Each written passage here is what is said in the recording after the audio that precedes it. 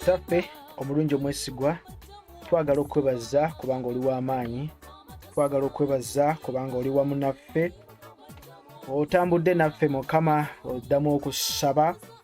Twagala okwebaza kubanga oli w'amaanyi, kubanga oli wa buyinza. Kitaffe ali mu ggulu, weebale kubanga otambudde naffe 2:21. Weebale kubanga obadde wamu naffe, totulekeredde. Tukusinza tugamba oli mwesigwa, oli wa kitiibwa, terino mwakwenkana. Twala obuyinza n'amaanyi kubanga ogwanidde Mukama. Tutambudde bubi maaso go 2:21. Twenenya Mukama, wonna we tulowoozezza obubi, we tunyiizizza baganda baffe. Taata twenenya, tusaasire. Weebale Mukama, nate akadde kano nkateeka mu mikono gyo, kawunga maaso go, weegulire erinnya, weegulire ekitiibwa. In Jesus' mighty name, amen.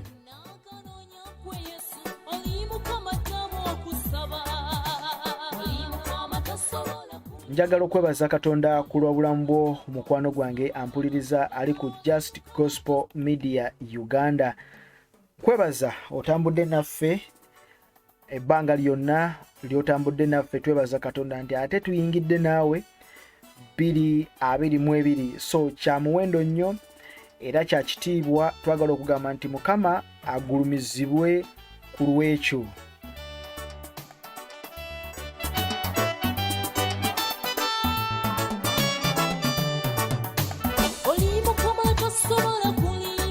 Sigenda kumalira budde era tetugenda kulwawo nnyo. Tulina study gye twatandika abadde ajja goberera, ndoza tuli ku episode ya 5 eno, ng'esomesa ku kusaba. Abangi kye mumanyi nga Lord's Prayer, naye nga it is not Lord's Prayer. Tukiyita mode of prayer. Mukama waffe Yesu Kristo yali ayigiriza abayigirizwa be okusaba. Matayo 6:5 we twatandikira, naye bwe tuze nga tujja tutambula tutuuse ku Matayo 6:12.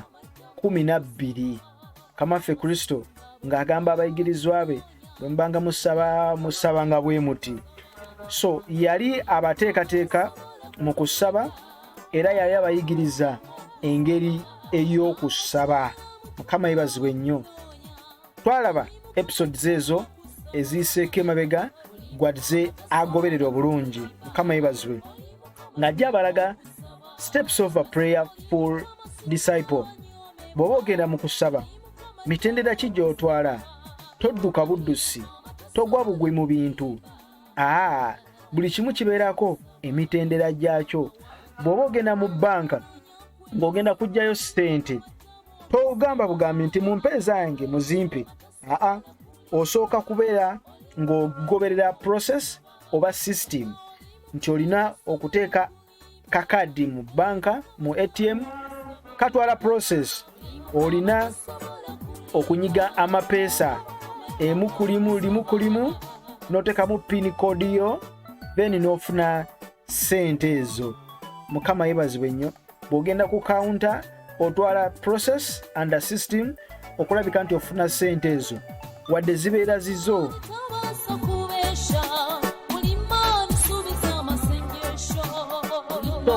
Ne mu kusaba nakyo bwe kityo bwe kiri, togwamu bigwi, weeteekateeka. Ti Mukama waffe Yesu agamba abayigirizwa be nti bwe muba mu kusaba, bwe mba muyingira mu kusaba, mulina okwetegeka, mulina okwegendereza, mweteeketeeke.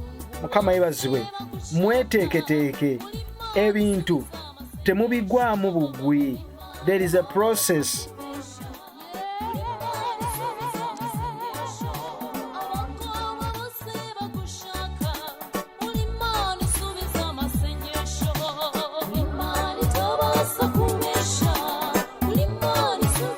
Yes, sanide Mukama, oli mukulu ssebo.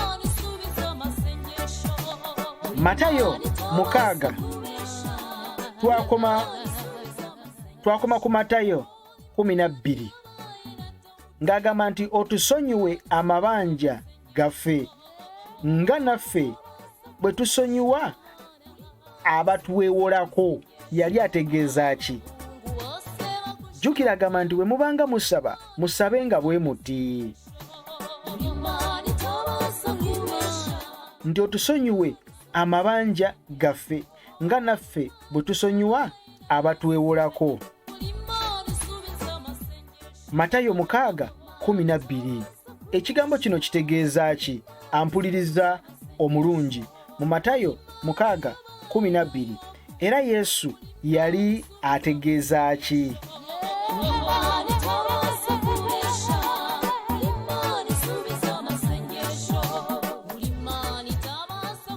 Tusonyiwe, forgive us our debts that which are, oba tekyandigambye nti which we owe. Amabanja, ebbanja tukitwale mu kifaananyi ekiyitibwa nti there is a gap. Waliwo gap awo eyeetaagisa okuziba. Waliwo ekituli ekiri awo. There is something pending ky'olina okumaliriza. There is unfinished business. Waliwo ekitannagwa. Waliwo duty etannaba kuggwa. There is a debt which is not paid. Kitegeeza there is unfinished business gy'olina okusasula. Olina ebbanja. You have a debt to pay.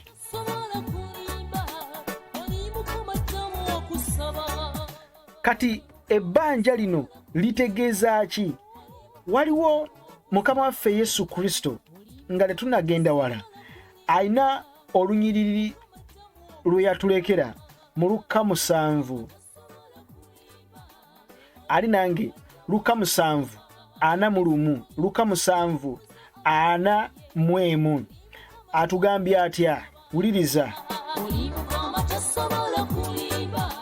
nti waliwo omuntu eyawolanga nga yalina babanja babiri, omu ng'abanjibwa eddinaali 5 n'omulala 5. Awo bwe baali nga tebalina kyakumusasula n'abasonyiwa bombi. Kale kwabo alisinga okwagala okumwagala aliwo alisinga okumwagala. Wangi waliwo omuntu eyawolanga naye yalina babanja babiri, omu ng'abanjibwa eddinaali 5 n'omulala 5. Abo bwe baali nga tebalina kyakumusasula n'abasonyiwa bombi. Kale kwabo alisinga okumwagala aliwa? Simoni Petero n'avaayo n'addamu n'amugamba nti ndowooza oyo gwe yasinga okusonyiwa ennyingi. Luka 7:43 we tuli. N'amugamba nti osaze bulungi nnyo. Simiyoni, omusango guno ogusaze bulungi. Oyo ayalina ennyingi ye yasinga okumusanyukira. N'akyukira omukazi 44, Luka 7:44. N'akyukira omukazi oyo n'amugamba nti Simoni, olaba omukazi ono nnyingidde mu nnyumba yo n'otompa mazzi ga bigere byange. Naye ono atonyeza amaziga ge ku bigere byange n'abisuumuuza enviiri ze. Tonywegedde ggwe, naye ono n'akayingira tannalekayo kunywegera bigere byange. Tonsize mafuta ku mutwe, naye ono ansiza amafuta ag'omugavu ku bigere byange.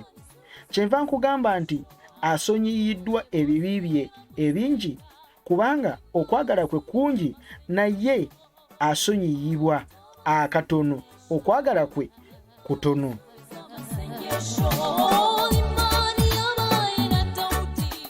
Olunyiriri olwa 48, Luka 7:48.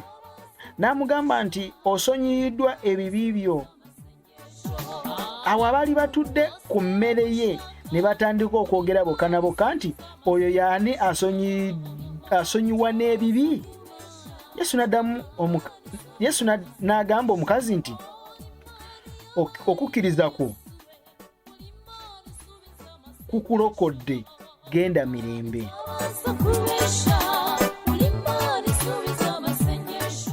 Mukama waffe Yesu Kristo atuwa akawunti, atuwa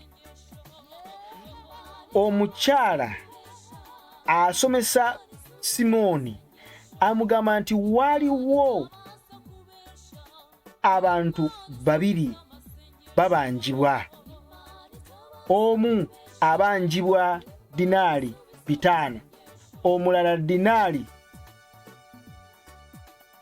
10. Zaali 10?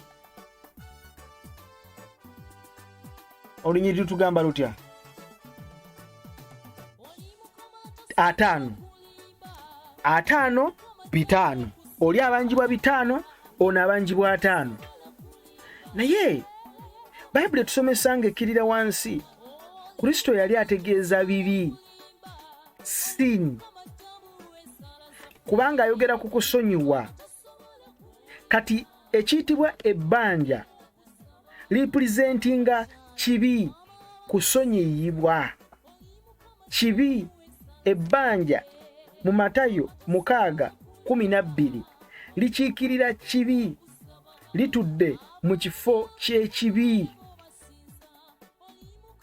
Era wansi 48 Luka 7:48 olaba Mukama waffe Yesu Kristo ng'ageraageranya ku kibi. Ebbanja kibi. Kyova olaba Bayibuli tusomesa bwe twali mu bibi byaffe nga tetusobola wadde kusasula ekyo omutango ogwaweebwayo, twali tetusobola kusasula ebibi bye twali tulina, twali tetusobola kubisasula. Twalina ebbanja ddene nga tulina oluwonko olunene wakati waffe ne Katonda nga tetuyinza kusasula. Bannange, ebibi nga bingi nnyo nga tetusobola, nga kye tusobola okukola kyali kimu kyokka, kwenenya ne twetonda nti twonoonye, twetaaga kusonyiyibwa.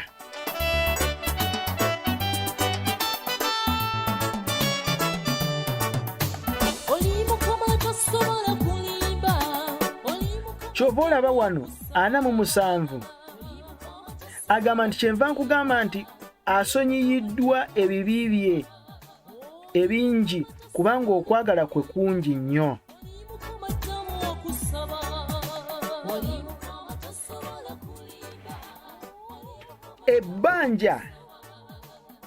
Ebbanja lye tutunulako wano basebo ne bannyabo likiikirira ebibi byaffe, likiikirira ebibi byo, likiikirira entambula yo ne Mukama, likiikirira enkola yo ne Mukama, oluwonko olunene oli wakati wo ne Mukama. Ng'owulira Mukama tokyamuwulira, ng'olaba ebigambo bye tokyabitegeera, ng'owulira ebintu bikambwe bikyuse, waliwo oluwonko lunene, waliwo ebbanga ddene.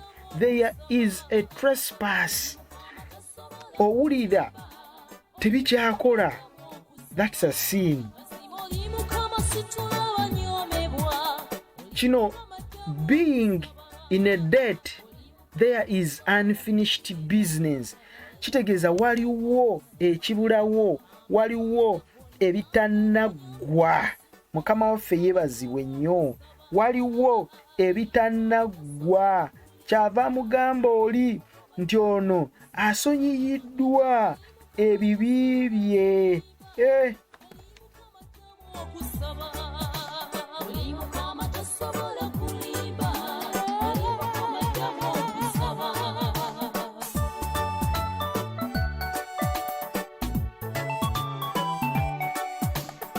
Mukama waffe yeebazibwe nnyo. Twagala kutegeera olunyiriri luno kiki ekirimu, kinyusi ki ekiri mu lunyiriri luno. nga tusaba kiki mukama waffe kyatwetaagisa nga tusaba nga twegayirira kiki mukama waffe kyatwetaagisa. Haleluya. Waliwo olunyiriri mukama waffe Kristo era yali ne Peetero ono. Yali ne Peetero manyi mwagala nnyo, nina bye mwagalako nze ng'omuntu. Matayo 18 era Kristo ageraageranya obwakabaka bwa Katonda. Abugeraageranya era ku bantu babiri abagenda ne beewola nga balina ebbanja. Wangi Matayo 18:21.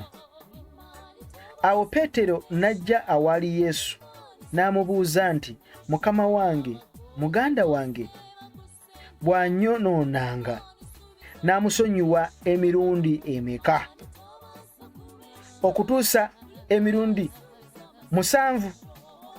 Yesu n'amuddamu nti, kati wuliriza, Peetero ajja eri mukama waffe Yesu Kristo aleeta ekibuuzo, naye ekibuuzo kyaleeta kiraga nti Peetero ono alina ansa. Wayobadde n'omwana ayagala kusamba mupiira, maama taata ngende nsamba omupiira, naye ng'akutte omupiira mu ngalo ayambadde n'engatto z'omupiira. Kiki kyategeeza? Ategeeza nti mundeke ngende. Yeewadde dda obuyinza, yezzeemu dda ansa. Kati Peetero abuuza ekibuuzo naye ng'alina ansa. Muganda wange bw'annyonoona musonyi wange emirundi emeka? Yesu mbuulira ebintu bino gwabitegeera. Simanyi ansa naye nga ansa yali agiwaddeyo already. Okutuusa emirundi 7. Kati olugezigezi lwe yaleeta Yesu n'amugamba bw'ati.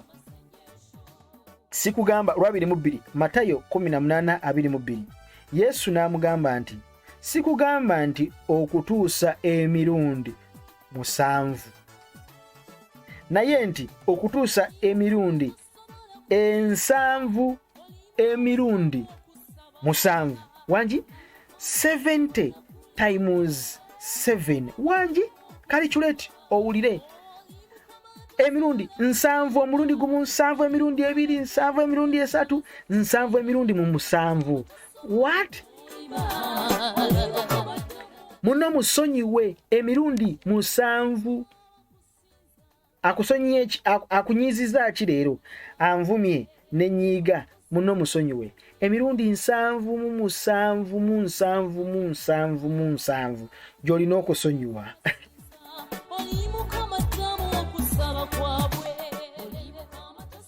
Bayibuli esomesa Matayo 18. Kino kitegeeza nti sonyiwanga.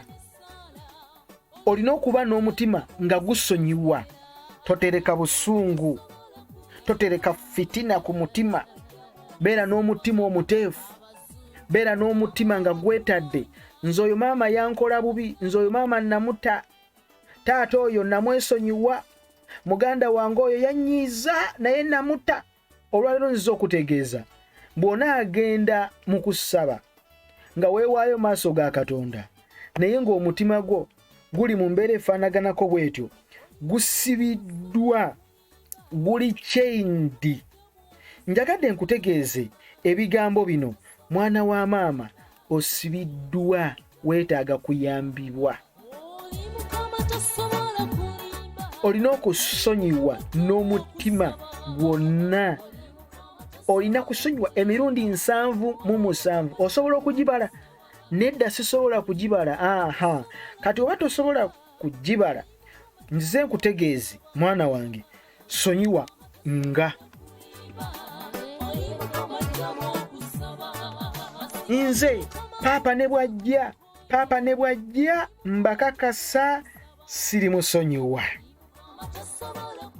Katonda ne bwava mu ggulu n'akka wansi, ono sisobola kumusonyiwa. Mpozi ng'ono amaze kufa, n'ono ng'amaze kufa. Oyo no muweereza yayogera ebintu ebyo n'ekibiina kiwera. Sisobola kusonyiwa ne wowe oyagala otya kale. Bwe nalokoka nasiriwala busiriwazi, abaffe twazza musango ffe okulokoka. bwe mutulabako amatu mutuyita me, bwe mutulabako amatu mutuyita wo wo wo. Tetutegeera, tetulina magezi. Mulowooza bwe twalokoka twasigazaamu kasala ggulu lyokka nti akamagezi ag'oku nsi tetukalina? Tutegeera, ojja kundabamu n'akanfaamu. Kakazi ka wano ku mulirwano wano akaana ke kapamaapama. Kaseera ku makya akaana kateeka wano be bali ebijanjaalo, ffe tulya ku bijanjaalo. Kakazi kano kantama, nze simalina kumanya we ndiva ku muzigo guno ne ŋŋenda. Wangi mulokole ng'ayambala ng'anaaba ng'agenda mu service, temuyitako, agenda mu kusaba ng'awanika emikono mu bbanga. Eno nga bino byalese ku mulirwano. Bayibuli esomesa obwakabaka bw'omu ggulu kyebuva bufaananyizibwa n'omuntu eyali kabaka eyayagala okubala omuwendo gw'ebintu bye n'abaddu be. Bwe yasooka okubala ne bamuleetera omu gw'abanja ettalanta omutwalo gumu. Yali alina gw'abanja talanta omutwalo gumu kubanga yali abala maali ye, naye kubanga teyalina kyakusasula, mukama we n'alagira okumutunda ne mukazi we n'abaana be n'ebintu byonna byali nabyo, ebbanja lisasulwe. Kitegedde? Awo omuddu n'agwa wansi n'amusinza ng'agamba nti, mukama wange manja mpola, nange ndi kusasula byonna. Mukama w'omuddu oyo n'amusaasira n'amuta kubanga yali tasobola kusasula. Yali asazeewo atunde ebibye, atunde ennyumba ye, atunde ne mukyala we, asobole okweddiza ebibye, ono nga tasobola kusasula bbanja. Bwe tutyo nga naffe bwe twali nga tetusobola kusasula bbanja, Kristo n'atusasulira. Bannange wuliriza, twali tetusobola, Kristo n'atusasulira, n'afuuka yasasula omutango, n'afuuka beti. Ffe ng'okusasula ebbanja eryo atwetaagisa ekintu kimu, kwenenya. Omuddu ono yali tasobola kusasula ssente ezo kubanga lwaki? Yali talina ssente, yali tasobola. N'amuta n'amugamba beera waddembe genda. Bayibuli etusomesa mu Matayo 18:28. Ate wulira omuddu ono byakola. Naye omuddu oyo n'afuluma n'asanga muddu munne, mulokole munne. Agambye ki? Mpozi agambye ki? N'asanga mulokole munne ku luguudo. Eno bava musonyiwa, naye asanze mulokole munne bayisiŋŋanya bava ku kyaki. Gwe yali abanja eddinaali 10,000. Nakugambye nti ekiyitibwa ebbanja kitegeeza siini, kibi, kwonoona. Kati oli bamusonyiye ebibi bye byonna, bamugambye kati genda, naawe fuluma genda. Bw'afuluma asanga mulokole munne ono nga naye yamunyiiza. Wangi n'amukwata. Matayo 18:28 n'agamba nti sasula ebbanja lyange. Amukutte amataayi, mulokole sikuta, sasula ssente zange, njagala ssente zange, sikuta, kabulaŋŋana obulokole. Bayibuli n'akasukeeri. 29. Awo omuddu munne n'agwa wansi n'amwegayirira, muganda wange ŋŋamba nti manja mpola, bambi nsaasira nange ndi kusasula. N'atakkiriza, naye n'agenda n'amuteeka mu kkomera amale okusasula ebbanja. Eri bamusonyiye, naye ate asanze munne gw'abanja, ye ate agaanye okusonyiwa.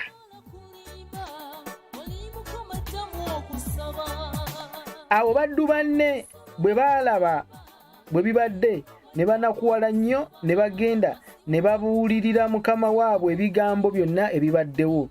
Awo mukama we n'amuyita n'amugamba nti gwe omuddu omubi, nakusonyiwa ebbanja liri lyonna kubanga wanneegayirira. Naawe tekikugwanidde kusaasira muddu munno nga nze bwe nakusaasira ggwe. Mukama we n'asunguwala n'amukwasa abambowa. Amala okusasula ebbanja lyonna, bw'atyo ne kitange ali mu ggulu. Matayo 18:35. Bw'atyo ne kitange ali mu ggulu bw'alibakola mmwe singa buli muntu tasonyiwa muganda we mu mutima gwe. Wangi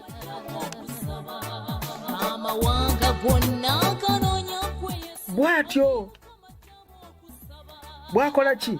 Bw'alikola gwe nange awuliriza nange ayogera bwe sisonyiwa ate nze nga bansonyiwa. Wangi bwe tugenda mu maaso ga Katonda nga tusaba twegayirira atusonyiwe era atusonyiwa kubanga ye kabaka. Kubanga tetulina kye tusobola kusasula bbanja eryo kulijjawo. Tetulina kye tusobola kusasula kibi ekyo.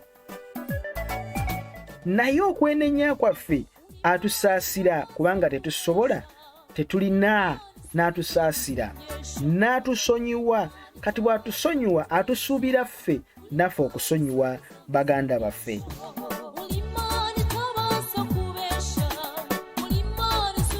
Kyava ayogera mu Matayo 6:12 nti otusonyiwe amabanja gaffe nga naffe bwe tusonyiwa abatwewolako. Nze mbuuza, osonyiwa abakwewolako oba nedda?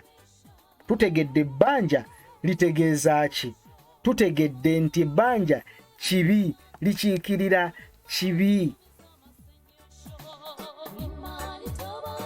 Otusonyiwe, Matayo 6:12, otusonyiwe amabanja gaffe nga naffe bwe tusonyiwa abatwewolako. Osonyiwa oba nedda? Kubanga gwe bakusonyiwa, nze ne bw'oliba oyagala otya kale siridiŋŋana naye. Ekyo nnuma n'ogwa waggulu, namusonyiwa naye saabyerabira. I forgive but I don't forget. Nze masikwaya liido oyo kale akakazi ako kantama kalina omumwa simanyi nakumanya. Interpreter oyo mumulaba oyo yantama. Kale nze buli atandika okuweereza bw'ati nvaawo buvi. Nvaawo yakukola ki? Simanyi kye yankola naye mpula omutima gwange simwagala. Mulokole yali mu kanisa. Aguma lindako anaatera ovaawo kasita musumba agenda kujja abuulira enjiri. Musumba najja n'atandika n'owanika emikono mbwawo n'otereera kati. Sonyiwa bw'oba mu kusaba okw'okwenenya, sooka osonyiwe banno. Lowooza ku munno gwe wakola obubi, mukubira akasimu mwenenyeze, mugambe muganda wange nayonoona maaso go, nakunyiiza naye mbadde nkusaba tudde buto, nkusonyiye. Manyi nakunyiiza naye funa ekifo mu mutima gwange, mu mutima gwo onsonyiwe. Maama nsonyiwa, taata nsonyiwa. Bw'otasonyiwa obeera ng'oli omuddu gwe baasonyiwa eddinaali omutwalo gumu, n'asanga muddu munne, muli baddu na baddu, n'asanga muddu munne gwe yali abanja ddinaali 10, n'amuteeka wansi, n'amupika ebikonde, n'amutuga amataayi. Ezange zimpe, munnange nsaasira. Bwe nnaaba nfunye nja kusasula, naye kati sirina nedda, ezange zimpi. Baakamala kumusonyiwa. Bwe kityo nno Mukama waffe Kristo ageraageranya okusaba kwaffe. Bwe tugenda mu kusaba nga weenenya, sonyiwa banno making sure nti mulokole banno basonyiwa tobeera nafutwa ku mutima obusungu bwo tebwebikka ku malana ku wiiki nze era temukwatako nze talowooza nti wenkwata bayibuli eno sirinaamu ka buntu nange ndi muntu ne Yesu yasuula yakuba abantu kiboko bannange mwabaki taata Miiro kwegamba bwe nalokoka nondowooza nti ndi kisiimuula ssebo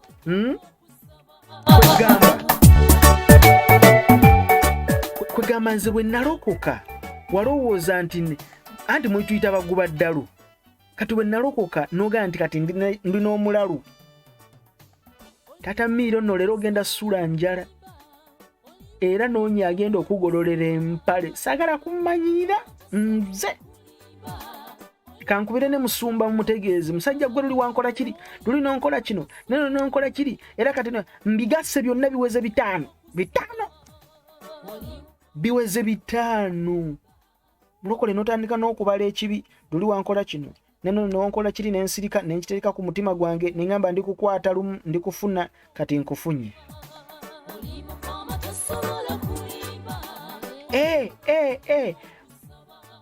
Katonda ne bwaka wansi Kristo yayogera n'agamba basonyiwe kubanga tebamanyi kye bakola bali tebamanyi kye bakola naye gomanyi kyokola kale siri kusonyiwa mukazi gwe ne olibo yagala otya ate ng'enkya overnight n'okwata bayibuli n'oteeka mu nkwawa n'ogenda mu kusaba wangi noonya ekifo mu mutima osonyiwe muganda wo nga bw'okaayanira bakusonyiwe n'oyo bwe yeetaaga osonyiwe oli oba gwe wayonoona oba ye yakusobya the solution is sonyiwa mukubira akasimu mugambe munne nakusobya naye nsonyiwa mugulireyo akakoko muweeyo omutwalo mugulire ekikopo mugambe nsonyiwa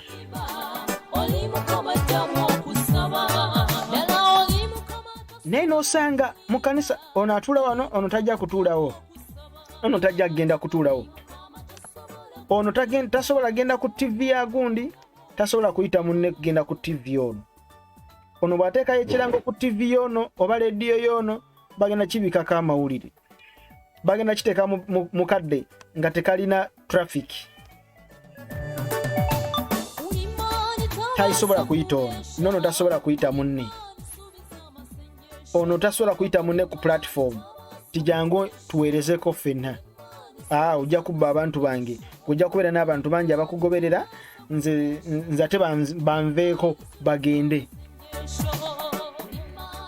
sanga omutima okkiriza ogambe nti naye nalokoka nina okusonyiwa kanneekake nsonyiwe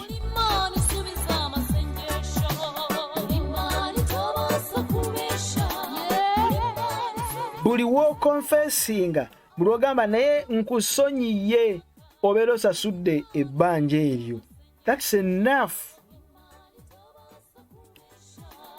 kusonyiye muganda wange beera wa ddembe mukama yeebazibwe kuli bandeemu awo n'ogenda mu kusaba okusonyiwa kutulema nange kennyini ayogera wano munda yange nwana nnyo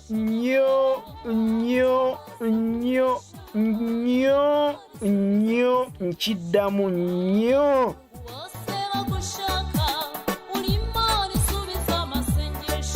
okugamba sisita oyo okugamba bulaza oyo nti nkusonyiye owuliranga lutalo owuliranga kimenya naye bw'okikola tekirina kikikuggyako I am sorry manyi nkunyiizizza mukwano naye nsonyiwa kale nange nkusonyiye it will cost you nothing naye kimenya kizito lwaki kubanga kituula eri mu mutima munda yewali minzaani ekupima ejjinja ne lyesulika oweza kilo 5 oba kilo 3. Obusungu bwo bwewunzikirawa noweetikka omutwe nga guliko obusungu owulira woyita mu kibira kikwata n'omuliro.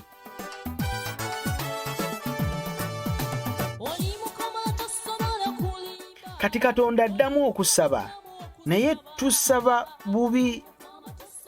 Ayogera mu Yakobo 4:5 awo tusaba bubi tetuweebwa kubanga tusaba bubi nnyo. Tusabisa busungu, twatandika n'essaala eziroga. Agambye ki? Akuweereza ki? Tukizzeeyo mu linnya lya Yesu naye kimuddire kimukwatemu kimuwulire akiwulire. Wangi mulokole agambye ki? Nti nze mbadde ngamba ngenda kumusabira essaala, ngenda kugenda mu dry ya nnaku 3 wiiki ateeka okuva mu makaago. Wangi nze nkugambye nti nteeka okugenda mu dry naye ateeka okufuna ku ekyo. Togenda kumusonyiwa. Sisobola. Mukama yebazibwe. Abooluganda neebaza Katonda yankoledde ekyamagero. Kyamagero ki? Nali ne mujja wange ayitibwa Agali. Mwenna mumanyi Agali mu Bayibuli? Mumumanyi? Yes. Bannange Agali nga nsumbuwa tuba tulina omwami wange. Agali n'akuba essimu. Saala no yayogera. Agali oyo ng'akubira omwami wange essimu nene ngamba Mukama njagala ogabule omulabe wange mu ngalo zange nga wagabula bannabbi ba Baali mu mukono gwa Eriya. Nange bagabule ngabula Agali ono. Bane Katonda yakikola n'agabula Agali mu mikono gyange. Nagenda mu kusaba n'okusiiba kubanga nabbi wa Katonda yaŋŋamba teeka wano emitwalo 10 tusindike essaala. Era nabbi yambuuza tumusabe abeeki. Nange ne mugamba njagala akantu ako wakiri kazibe omumwa, wakiri njagala obukyala bwe buzibe bba wange bwagendayo nga talina waayita.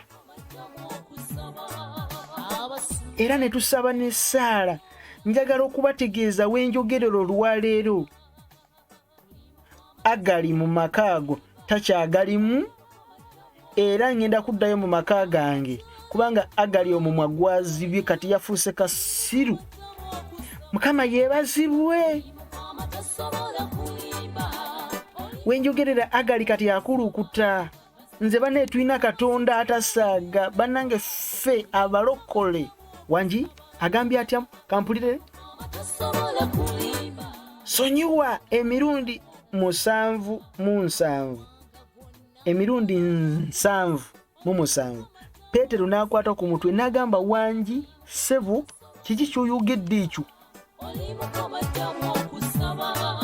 Teyabitegeera. Baba batambula mu lusuku bajja okunona Mukama waffe Yesu Kristo. Peetero kubanga yali tabitegedde yakwata ekyambe n'ayisa ku kutu kw'omuntu zwi abali bazze okunona Yesu. Peetero ng'oyanga okujja ekyambe munda zze ekyambe mu kiraato kyo Peetero. Yesu n'akwata okutu n'akuzzaako. Kati tubalina mu kanisa basaba nnyo, baagala nnyo okusaba, baagala nnyo okuwulirwa, naye bo mu kwagala okusirisa bannaabwe be bannamba emu esooka tebasonyiwa. Batereka obusungu ku mutima, batereka obujja, tebaagaliza. Sisita wagula kagatta akalungi olwo lutalo, bw'akyusa akaviiri olwo luyombo, eyo nga kyaki agikyusa. Bw'asembera akatebe kano ng'akavaako, ne bakola akakundi wali akageya pasita n'akavuma mukyala wa musumba enviiri. Takyusa nviiri, kasaati ayambala ke kamu, kagatto simanyi mwakalabye. Ate bw'anaayambala ku ngatto ennungi nti eyo kimu ekiffe eky'ekkumi daba we kigenda. Musumba wavuga akagaali ne musumba akagaali takakoowa, taakutuka omugongo. Ate bw'agula kapiki nti kati mulabe kimwe ky'ekkumi we kigenda oluka gurupu akali awo mu kanisa awo kali awo kakuba tochi musumba luli alina ekintu kyeyogera tekasonyiwa ko kali awo katambuza mbeera eyo tebaagala kusonyiwa bageya bonona sonyiwa naawe osooke osonyiyibwe bw'oba mukusaba tunula munda gwe mu mutima gwo munda weekuwemu weetereze ogende Mukama nina gwe nasonyiwa sookoddeyo osonyiwe muganda woyo mukubire kasimu osindikire email linnyawo akagaali linnyawo ka pikipiki musange ku mulimu mugulire akamuli munange nkusonyiye byonna ebyaliwo tutandike ebipya nkusonyiye beera waddembe wadde buli mu agenda kukola bibye nakuwulizangako kyova olaba eri abazungu bo balina engeri balina enkola mujjawo tabeera muyeekera mujjawo nga wanoba mu maka baawo n'aleeta omukazi omulala abaana basanzeewo abatwala ne ku pikiniki abatwala ne mu zoo ono namukubira akasimu munnange maama w'abaana oli bulungi nti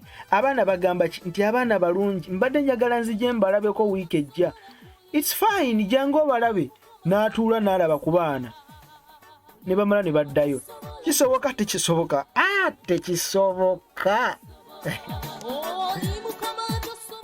kabulangana ngani atuula ne musanji ku mmeeza emu ne tunywa kacaayi